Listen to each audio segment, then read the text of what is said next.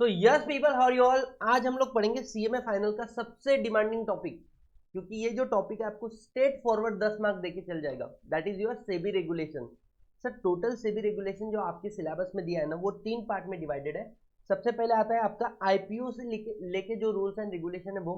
जैसे ही आईपीओ के rules and regulation खत्म हो जाते हैं इसके बाद में आपका आ जाएगा सेकंड इनसाइडर ट्रेडिंग के रूल्स एंड रेगुलेशन। और इनसाइडर ट्रेडिंग जैसे ही खत्म हो जाएगा उसके बाद में आ जाता है गाइस आपका टेक ओवर कोड। सर मैंने पूरे के पूरे टॉपिक के चार्ट बना के लाए हैं आप लोगों के लिए। मेक श्योर मैं 3 बार एक एक टॉपिक को 3 बार रिवाइज करूंगा इस वीडियो के अंदर। और ये वाले जो चार्ट है ये आपके लिए अवेलेबल है हमारे टेलीग्राम चैनल के अंदर, तो make sure you are going to join our Telegram channel as well. ठीक है, तो शुरू करते हैं बिना किसी बकवास के। चलो सर सबसे पहले गए हम लोग शुरू करेंगे टेक ओवर कोड से। टेक ओवर कोड क्या बोलता है, ध्यान देना। मान के चलो आप एक इंडिविजुअल हो या आप एक कंपनी हो, कोई भी इंडिविजुअल या कोई भी कंपनी हो, और अगर आपने किसी लिस्टेड कंपनी के, I am saying specifically listed company के, अगर आपने किसी लिस्टेड कंपनी के सिग्निफिकेंट शेयर होल्ड कर लिए। सर सिग्निफिकेंट शेयर मतलब जैसे फॉर एग्जांपल आपने 25% या उससे ज्यादा शेयर होल्ड कर लिए किसी कंपनी के, तो इसको बोलेंगे टिगर पॉइंट। यहाँ पर टिगर हो जाता है क्या, रेगुलेटरी रिक्वायरमेंट। यहाँ पर कौन बीच में आ जाता है, सेबी बीच में आ जाता है।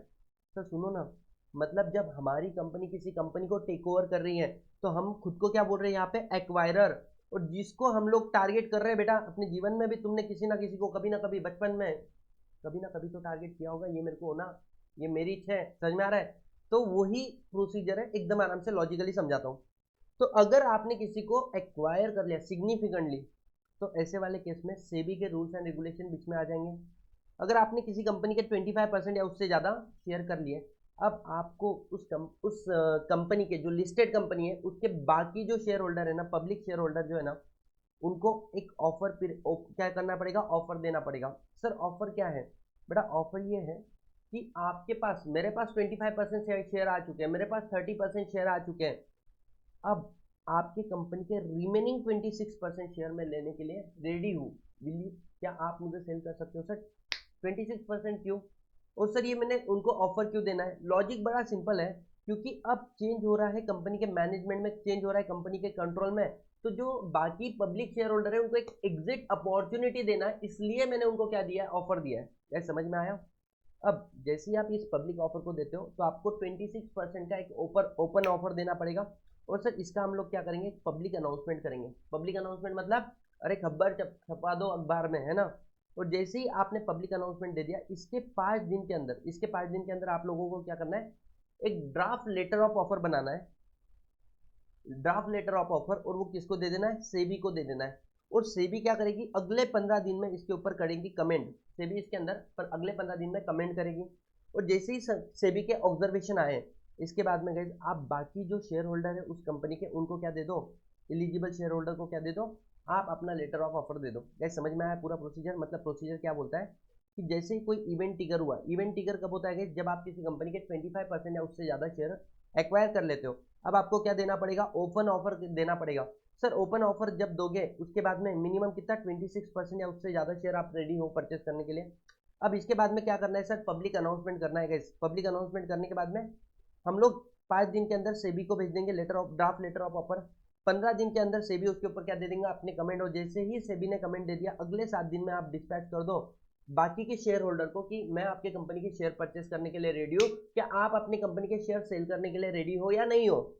बेटा जो बाकी के शेयर होल्डर है ना, ये क्या करेंगे, ये टेंडर करेंगे उनके शेयर। टेंडर करना मतलब भाई ले लो ये शेयर, ले लो, हमको इस कंपनी में नहीं रहना, क्योंकि हमारे कंपनी के board of director majority control share holder change हो चुके हैं। सर ऑफर पीरियड कितने दिन के लिए ओपन होना चाहिए? गाइज ऑफर पीरियड ओपन होगा 10 दिन के लिए। इसके अंदर बाकी शेयर होल्डर से अपने को क्या आएगा, सहमति आएगी, ले जाओ शेयर, ले जाओ शेयर। अब जैसे ही उनसे सहमति आई, हम लोग क्या करेंगे, हमारा ऑफर पीरियड क्लोज करेंगे। अगले 10 दिन के अंदर उनको पेमेंट करेंगे। पेमेंट कैसे करेंगे, क्योंकि एक तो उन्होंने अपने को शेयर दिया है, तो हम उनको एक तो कैश दे दो, कैश नहीं दे सकते। तो जैसे यहाँ पे देखो, शेयर किसने एक्वायर किए, आपने खुद ने या आपने किसी और के साथ में। तो सामने वाले को अपने कंपनी के शेयर्स भी दे सकते हो, प्रोवाइडेड आपकी कंपनी क्या होनी चाहिए, लिस्टेड होनी चाहिए। दूसरा, या शेयर नहीं तो डिबेंचर हो गए जो लिस्टेड है वो दे दो, या फिर जो कन्वर्टिबल सिक्योरिटी वो भी दे सकते हो। अब सामने वाले को क्या मिल गया, पेमेंट मिल गया, मतलब कंसिडरेशन मिल गया। बेटा इसके अंदर सेबी का रोल क्या है, सेबी इंश्योर करेगा कि ये पूरा प्रोसेस फेयरनेस तरीके से प्रॉपर तरीके से हुआ है। सेबी का उद्देश्य क्या है इस रेगुलेशन के पीछे, कि प्रोटेक्ट करना स्मॉल शेयर होल्डर को। तीसरा, ये सेबी अवॉइड आपको इनसाइडर ट्रेडिंग को अवॉइड करता है, जो अपन नेक्स्ट टॉपिक पढ़ेंगे। और अगर किसी ने वायलेशन किया तो उसको पेनलाइज करना, ठीक है। अगर आपके पास से फॉर एग्जाम्पल कितने तक के शेयर आ गए थे, 26% शेयर आ चुके थे आपके पास, आपने और ऑफर दिया 26% का कि मुझे आपके कंपनी के 26% और शेयर चाहिए। सामने वाले ने आपको 26% तो नहीं दिए, लेट से 20% दिया। अब आपका होल्डिंग कितना हो गया गाइस? आपका होल्डिंग हो चुका है 46%। समझ में आ रहा है सर? इस 46% के बाद में क्या मैं अब ये शेयर कंटिन्यूसली होल्ड कर सकता हूँ? हाँ। क्या मैं और शेयर एक्वायर कर सकता हूँ? हाँ। 5% इन 1 फाइनेंशियल ईयर, एक साल के अंदर तुम क्या करो, 5% शेयर तक होल्ड करो, कोई प्रॉब्लम नहीं है। लेकिन जैसे आप 5% को क्या करोगे, एक्सीड कर जाओगे एक साल के अंदर, बेटा आपको क्या करना पड़ेगा, आपको फिर से ऑफर ओपन करना पड़ेगा, आपको फिर से ऑफर देना पड़ेगा। मतलब इफ एक्वायरर, अगर जो एक्वायरर है उसने क्या किया, मैक्सिमम कितने शेयर होल्ड कर सकता है वो 75%, और क्योंकि कम से कम 25% पब्लिक के पास होने चाहिए, स्लोली वो अपनी होल्डिंग को इंक्रीज कर सकता है up to 5% in 1 financial year. लेकिन जैसे ही 5% से ज्यादा हुआ तो उसको फिर से पब्लिक ऑफर देना पड़ेगा। अगर 5% तक इंक्रीज किया तो without trigger of offer, open offer, फिर से ऑफर देने की जरूरत नहीं है। तो सर अगर मैं पूरा सेबी रेगुलेशन आपको बता दूं इन शॉर्ट में, देखो सबसे पहले किसी ने प्लान किया मुझे कंपनी के शेयर एक्वायर करने हैं, जैसे उसने 25% या उससे ज्यादा शेयर एक्वायर कर लिए, उसको क्या करना पड़ेगा, डिक्लेयर करना पड़ेगा क्या, ओपन ऑफर। जैसे उसने ओपन ऑफर डिक्लेयर किया है, सेकंड डिवीजन है ना, वो क्या करेगा, सेबी रिव्यू करेगा लेटर ऑफ ऑफर को, और इन्फॉर्म करेंगे हम लोग किसको, शेयर होल्डर को, कि आपके मिनिमम 26% तो मैं परचेस करने के लिए रेडी हूँ। और इसके बाद में टेंडर होगा, और टेंडर होने के बाद में आप सामने वाले को क्या कर दो, पेमेंट कर दो। और पेमेंट होने के बाद में बेटा आपकी इन पूरी प्रोसीजर को रेगुलेट कौन करेगा, सेबी। बताओ क्या टेक ओवर कोड आपको समझ में आया? सोचो आप ऐसे टॉपिक को छोड़ के जा रहे थे एग्जाम में जो बहुत ही ज्यादा इजी है, ठीक है। सर नेक्स्ट टॉपिक हम लोग क्या पढ़ेंगे, इनसाइडर ट्रेडिंग। इनसाइडर ट्रेडिंग है, समझना इस चैप्टर को। देखो अब इनसाइडर ट्रेडिंग बोलता क्या है, इनसाइडर ट्रेडिंग बोलता है कि हमारे कंपनी के पास में, देखो लॉजिक के साथ बताता हूँ, हमारे कंपनी के अंदर जो हमारे डायरेक्टर है, जो हमारे एम्प्लॉय है, जो हमारे कंपनी का ऑडिटर है, जो हमारा कंसल्टेंट है, जो हमारे स्टॉक एक्सचेंजेस है, इनके पास कभी कभी कैसे क्या होता है, ऐसी इंफॉर्मेशन होती है जो सेंसिटिव है। सेंसिटिव मतलब ऐसा ऐसा करे कि अपन गुदगुलिया करें, वैसे सेंसिटिव नहीं। सेंसिटिव मतलब ऐसी इंफॉर्मेशन जो पब्लिक में अवेलेबल नहीं है, और अगर वो पब्लिक में अवेलेबल हो गई तो वो इंफॉर्मेशन की वजह से हमारे मार्केट के शेयर्स की प्राइजेस बढ़ सकती है, कम हो सकती है। Example, information that affect the price if disclose, like dividend declare करने वाली कंपनी, ये पता चला तो प्राइस बढ़ जाती है। फाइनेंशियल रिजल्ट, कंपनी के क्वार्टरली बेसिस पे फाइनेंशियल रिजल्ट आते हैं। सर कंपनी का मर्जर अमलगमेशन हो जाता है। इसके अलावा केएमपी चेंज हो रहे हैं, मानो रिलायंस इंडस्ट्री में से मुकेश अंबानी कंपनी छोड़कर जा रहे हैं, बेटा कंपनी के प्राइसेस डाउन हो जाएंगे।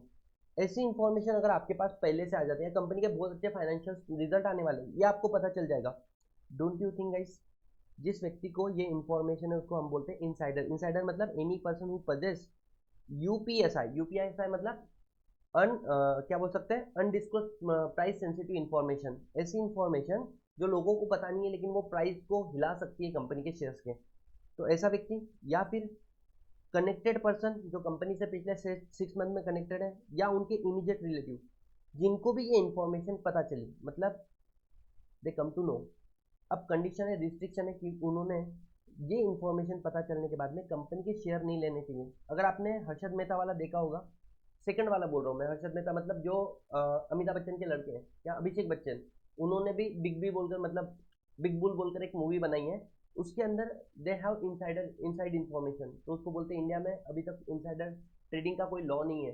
इंडिया के बाहर ये क्या है, मतलब इसके ऊपर जेल लगती है, तो क्या बोलता है, सर अभी तक तो कोई लॉ नहीं है ना, ठीक है।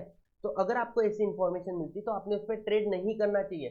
सर दूसरा एग्जांपल इंसाइडर ट्रेडिंग का, अगर आपने एक मूवी देखी होगा लकी भास्कर, उसको भी पहले से पता चल जाता है हर्षद मेहता की तरफ से कि कौन से कंपनी के शेयर के प्राइस बढ़ने वाले हैं, कम होने वाले हैं, उसके बेसिस पे वो कंपनी के शेयर परचेस सेल करता है। यस। अच्छा आप खुद ट्रेड नहीं कर रहे हो लेकिन आप किसी को कम्युनिकेट कर रहे हो, जैसे लकी भास्कर को कम्युनिकेट किया जाता था, तो इन दैट केस बेटा कम्युनिकेट करना भी प्रोहिबिटेड है। अच्छा अगर आपने किसी को बता दिया, समझ में आ रहा है, तो सेबी क्या करेगा, सेबी सामने वाले को पेनलाइज करेगा, मतलब उसको मॉनिटर हुआ कोई एक्टिविटी जिसने ट्रेड किया हुआ है, सस्पिशियस ट्रेड, है ना, तो वो क्या करेगा, इन्वेस्टिगेट करेगा, इन्वेस्टिगेट करने के बाद में वो सामने वाले को सजा देगा और इन्फोर्स करेगा। अच्छा सर, मतलब देखो यहाँ पर आ जाओ, कुछ प्राइस सेंसिटिव इन्फॉर्मेशन है, इनसाइडर में 3 लोग हैं, person in the position of UPSI, connected person और डीम कनेक्टेड पर्सन। इसके अलावा इनको जैसी इन्फॉर्मेशन पता चली गई, उन्होंने ये इस इन्फॉर्मेशन को यूज करके क्या किया, कोई पर्सनल गेन कर दिया। तो पहले तो प्रोहिबिशन है, इन्फॉर्मेशन पे ट्रेड मत करो और किसी को कम्युनिकेट मत करो। लेकिन कब कम्युनिकेट कर सकते हो, नॉर्मल कोर्स ऑफ बिजनेस में, या ऑब्लिगेशन है आपको स्टॉक एक्सचेंज को बताना है तो बताना पड़ेगा। अगर आपने ऐसा कुछ किया तो सेबी आपके ऊपर क्या करेगा, इन्वेस्टिगेशन करेगा। और बेटा सेबी ने इन्वेस्टिगेट किया और अगर आप गलत पाए गए, प्रूव हो गए, तो अब आपको मिलेगी सिविल लाइबिलिटी, क्रिमिनल लाइबिलिटी और डिजॉर्टमेंट। सर क्रिमिनल लाइबिलिटी मतलब क्या, बेटा तुमने गलत किया, तुमको झापड़ मारा, ये हो गया तुम्हारी क्रिमिनल लाइबिलिटी। लेकिन जिनके साथ गलत हुआ उनको कॉम्पनसेट करके देना पड़ेगा, that is your civil liability. और जो भी तुमको फायदा है वो हमने वापस ले लिया, दैट इज कॉल्ड डिजॉर्टमेंट। मतलब क्रिमिनल लाइबिलिटी क्या बोलता है कि तुमको पनिश कर रहे हैं, 10 साल तक की सजा देंगे, ऊपर से तुमको 25 करोड़ या उससे ज़्यादा का तुमको फाइन लगाएंगे और बोध। इसके अलावा क्या बोला है कि सेकंड चीज आया है सिविल लाइबिलिटी, आपको जो पैसा आया है ना, इसके अलावा एक्स्ट्रा 25 करोड़ या 3 टाइम्स ऑफ गेन जो आपने एक्वायर किया है, विच एवर इज हायर, वो भी आपको लग सकता है, वहां तक आपको लग सकता है। और डिजॉर्टमेंट, जो भी आपने गेन कमाया वो भी हम लोग इलीगल तरीके से प्रॉफिट कमाया वो हम आपसे ले लेंगे। क्या समझ में आया? बट अगर तुम इनोसेंट प्रूव हो गए, तुमने इनसाइडर ट्रेडिंग नहीं की, तो बेटा तुम बच गए। समझ में आ रहा है? सर ये कनेक्टेड पर्सन मतलब कौन? पिछले 6 साल में जिसको भी कंपनी के यूपीएसआई का एक्सेस था, मतलब अनसेंसिटिव प्राइस इंफॉर्मेशन का, तो ऐसे वाले केस में अनडिस्क्लोज प्राइस सेंसिटिव इन्फॉर्मेशन। और डीम कनेक्टेड पर्सन मतलब कौन? जैसे फॉर एग्जांपल जो कंपनी के ये है, क्या बोल सकते हैं, कनेक्टेड पर्सन, उनके जो इमीडिएट रिलेटिव है, या फिर हमारी holding company, subsidiary company, associate company, ये भी कनेक्टेड है। इसके अलावा जो इंटरमीडिएटरी, मतलब सर हमारे ब्रोकर हो गए, AMC asset reconstruction company, asset management company, या हमारे ट्रस्टी जिनके पास ये इंफॉर्मेशन है। सर बैंकर, स्टॉक एक्सचेंज और ऑफिशियल, स्टॉक एक्सचेंज के ऑफिशियल, उनको भी पहले पता चल जाता है।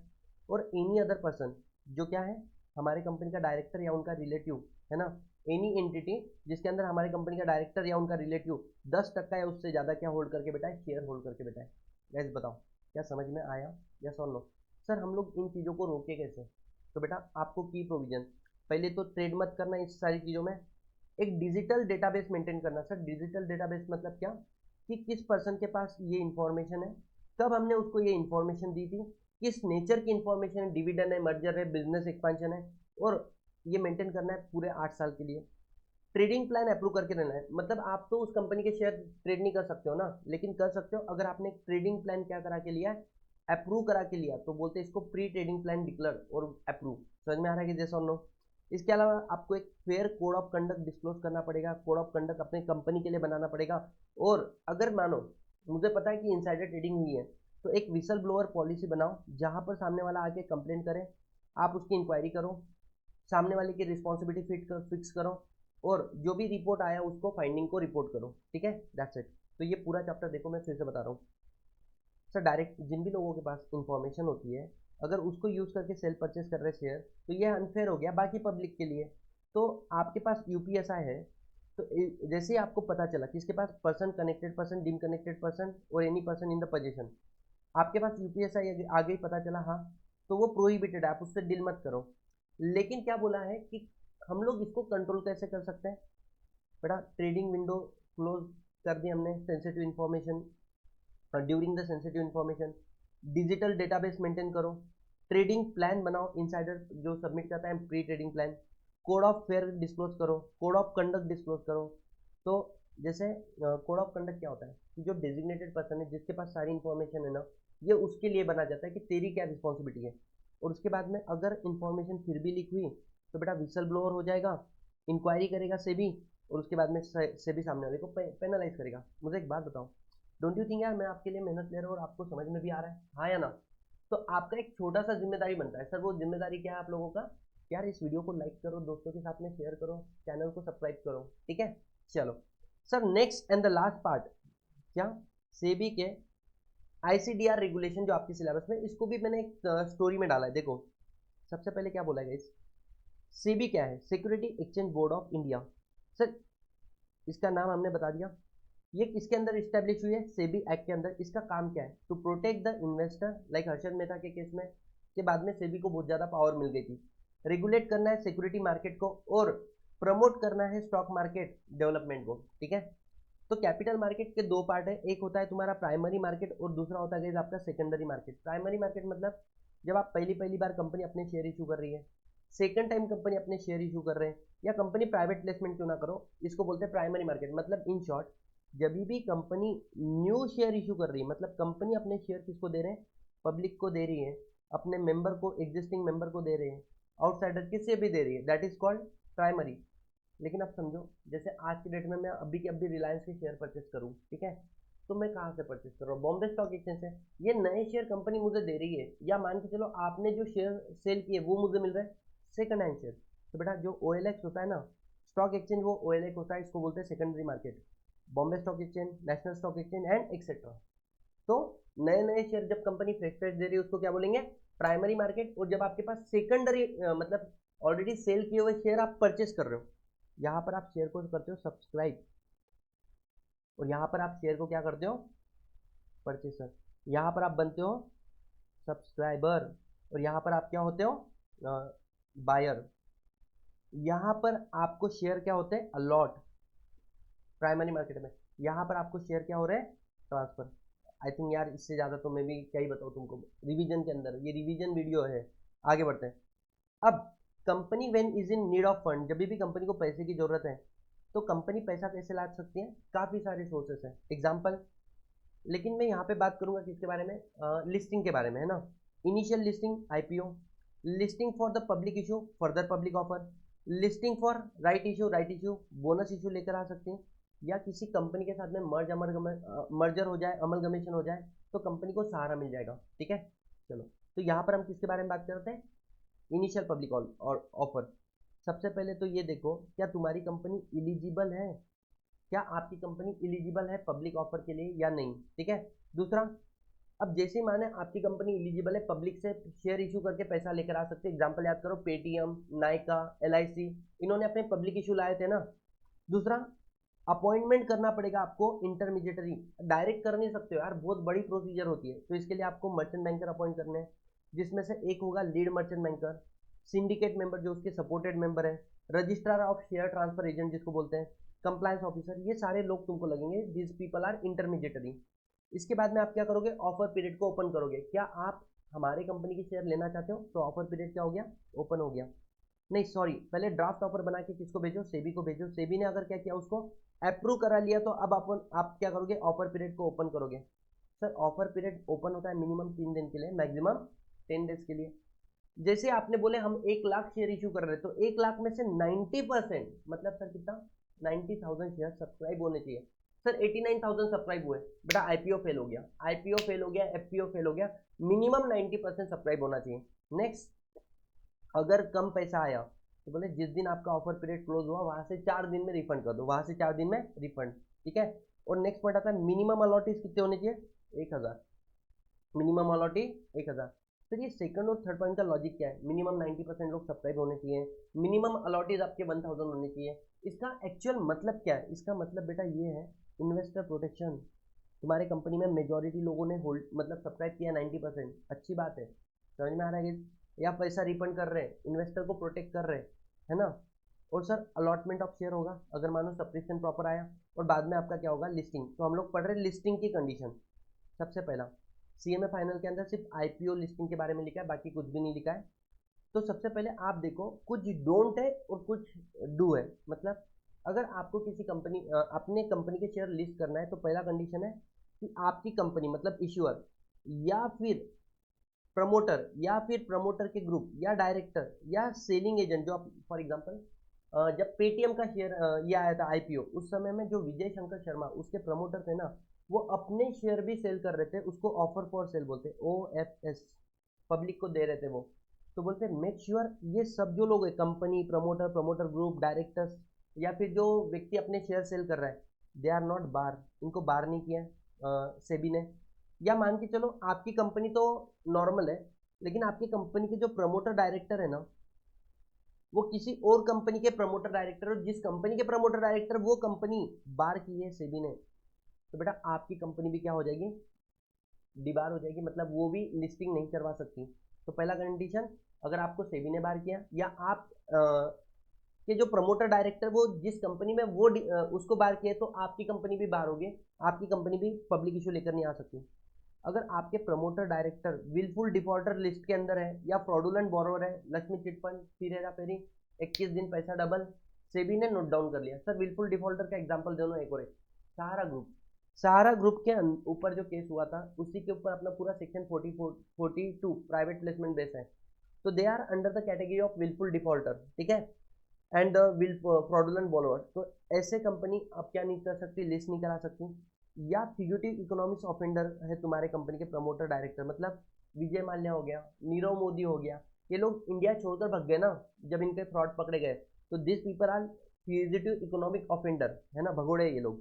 तो ये चार लोग क्या नहीं बन सकते, इंटीग्रिटी चेक, देखो इनकी लायकी नहीं है, इनके कंपनी को कभी लिस्ट मत करना। ये समझ में आया? अरे मैं लर्न करा दूंगा, मैंने बोला है तुमको, प्रॉमिस किया है। पूरा चैप्टर में 3 बार पढ़ाऊंगा, 2 टॉपिक पढ़ा दी, ये भी पढ़ा दूंगा आगे। अब प्री आईपीओ रिक्वायरमेंट क्या है? प्री आईपीओ रिक्वायरमेंट, अब क्या क्या करना है, स्टॉक एक्सचेंज को अप्रूवल एप्लीकेशन दे दो कि भाई हमको लिस्ट होना है। इसके बाद में आपको अपने शेयर डीमटेरियलाइज करने पड़ेंगे। इसके लिए जो एनएसडीएल सीडीएसएल है, डिपॉजिट के साथ में एग्रीमेंट करो, प्रमोटर के शेयर भी डीमैट फॉर्म में कन्वर्ट करो। पहली बात, अगर आप नया आईपीओ ला रहे हो तो एग्जिस्टिंग सारे शेयर पार्टली पेड हो गए तो उसको एक तो फुल्ली पेड करो, नहीं तो फॉरफिट करो। किसी ने पैसा दिया ही नहीं, अपन मांग रहे, फॉरफिट कर दो उसका। और क्या बोला है, 75%, बहुत ही इंपॉर्टेंट बात है, 75% of stated finance must have verifiable arrangement excluding the IPO proceeding. मतलब एग्जाम्पल, आपको फंड का रिक्वायरमेंट है कितना, 200 करोड़ का, 200 करोड़ का फंड का रिक्वायरमेंट है, जिसके लिए जिसके अंदर से आप आईपीओ लेकर आ रहे हो, मान के चलो कितने का, 100 करोड़ का आईपीओ ला रहे हो, और 100 करोड़ आप क्या कर रहे हो, बोरो कर रहे हो। बेटा आईपीओ अगर तुम 100 करोड़ का आईपीओ ला रहे हो, 100 करोड़ बाहर से बोरो कर रहे हो, आपका प्रोजेक्ट रिक्वायरमेंट कितना है, 200 करोड़ का। तो इस बात की गारंटी दो कि जो बोरो आप कर रहे हो बाहर से, क्योंकि यहाँ पे लिखा है एक्सक्लूडिंग आईपीओ प्रोसीडिंग, है ना, इसका कम से कम 75% आपको गारंटी से मिलेगा, इस बात का हमें एश्योरेंस दो। ये समझ में आया?